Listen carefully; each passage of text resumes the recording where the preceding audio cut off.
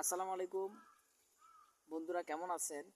আপনারা ভুট্টা কখন কিভাবে আপনাদের গবাদি পশুকে খাওয়াবেন, কখন কাটলে আসলে ভুট্টার গুণগত মান ভালো থাকে, ভুট্টা আসলে খেয়ে গরুগুলা তাদের শরীরকে ঠিক রাখতে পারে, কখন আপনারা ভুট্টা কাটবেন?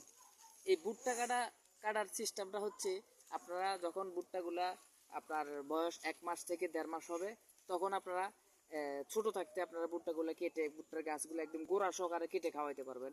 এটা একটা সময়, এটাতে প্রচুর পরিমাণ ভিটামিন মিনারেল থাকে। ওই সময়টাতে আপনারা ভুট্টা গাছ কেটে তখন খাওয়াইতে পারবেন। আরেকটা সময় হচ্ছে এই যে এরকম যখন আপনারা আসবে, এই ভুট্টার চোফাগুলো বের হবে, ভুট্টাগুলো দেখা যাইতেছে আম্মু? হ্যাঁ, ভুট্টাগুলোর চোফাগুলো যখন বের হবে, এই যে আপনারা দেখেন আমার পিছনে অনেকগুলা ভুট্টা আছে।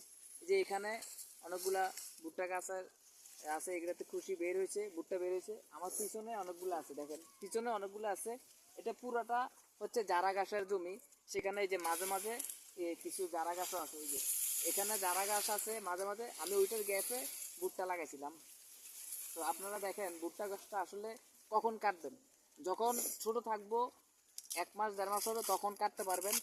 আর দেখা যায়, আর আর এই যে একটা সময়, এটা যখন ভুট্টাগুলো আসবে, এটাতে আমরা বলি মিল্কিং স্টেজ। এই সময়টাতে ভুট্টা কাটলে আপনারা ভুট্টা সাইলেজ করে খাওয়াতে পারবেন। তো আমি তো সাইলেজ আমার ওরকম নাই, কিন্তু আমি সাইলেজের মতো করে কেটে খাওয়াই। এই যে এই যে দেখেন সাইলেজের মতো করে আমি কেটে খাওয়াই, ছোট ছোট করে। এই যে দেখেন, এদিকে আসো আম্মু, দেখাও। এই যে ছোট, এই যে টিপ দিলে এটা একটা দুধের মতো বের হয়, দেখছেন? এই যে এই যে দুধের মতো বের হয় টিপ দিলে, তখন আপনারা এটা বুঝবেন যে এটা মিল্কিং স্টেজ হয়েছে।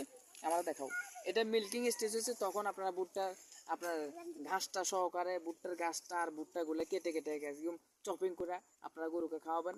এটাতে খুব ভালো একটা প্রোটিন পাওয়া যায়। সবাই ভালো থাকবেন, সুস্থ থাকবেন।